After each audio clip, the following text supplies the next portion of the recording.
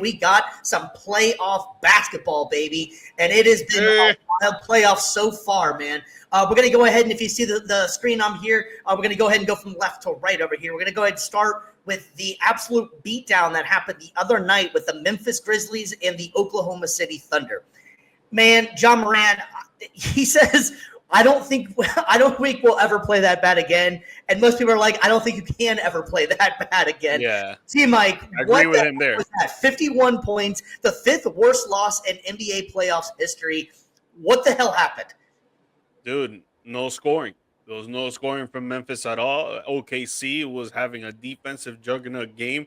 They've been the best defensive team all regular season long, and now they just showed it in game 1 against the Memphis Grizzlies.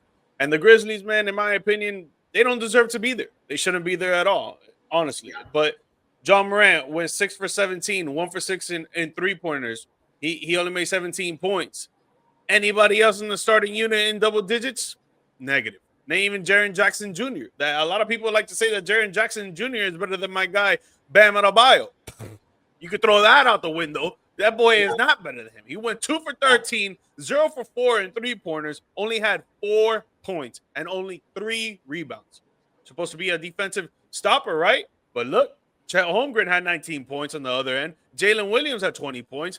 Hartenstein had 14 points.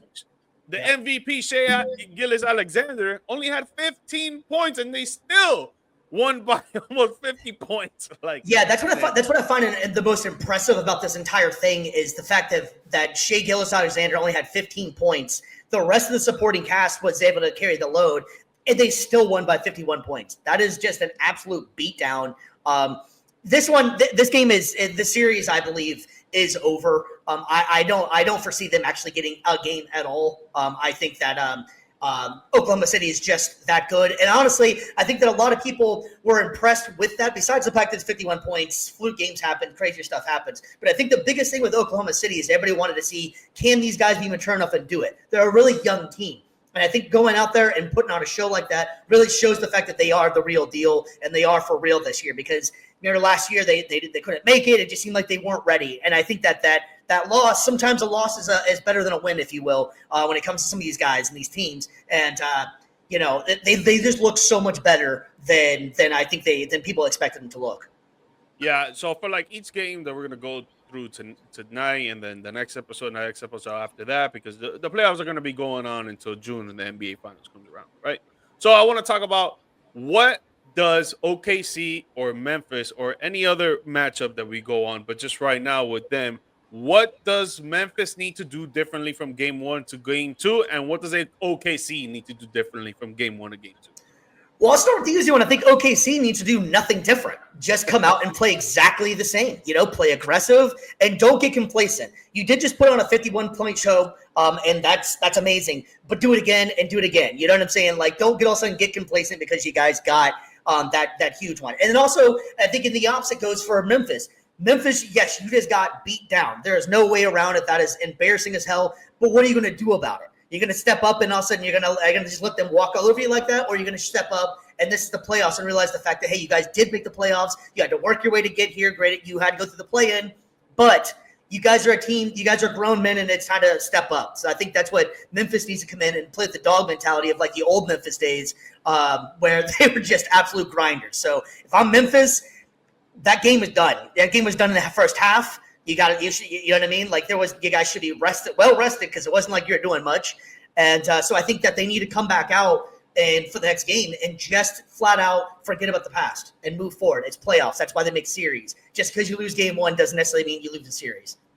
I think the owner for the Grizzlies needs to sell some stocks and give some money to OKC and bribe them and let them know, let us take at least one game or 2 games, make it somewhat interesting, Yeah. Nah, but for all jokes aside, man, they need to be more efficient on offense. You can't have your second best player only making 2 field goals. You can't have your best player only making 6 field goals. Your third best player only making 3 field goals. Your bench players, the only one that actually was doing good was Marvin Bagley, 8 for 8, 1 for 1 in three-pointer, had 5 rebounds, 17 points in only 16 minutes. Yeah, maybe it was garbage time for sure. But still, he went out there and showed some grit and showed that he's not going to go out not punching. And I feel like that's what the starters for the Grizzlies did. They started to get down in the second quarter. They only scored 16 points while OKC had 36. And then they were just like, man, we don't know what else to do. OKC knew what to do. They came out the second half and they turned it up even more, scoring 44 points in the third quarter, man. And it's just so. I guess I have to ask the question just because it happened so recently. Do you think that had anything to do with coaching? They literally 100%. just fired their head coach. I mean, I don't. 100%. I mean, you know what I'm saying? Like, I totally understand the fact of like NBA doesn't necessarily matter as much, but you never know. Maybe he was the mature one in the room, and maybe that's what they needed or something. Yeah, bro. I don't know, man, but they need to do something.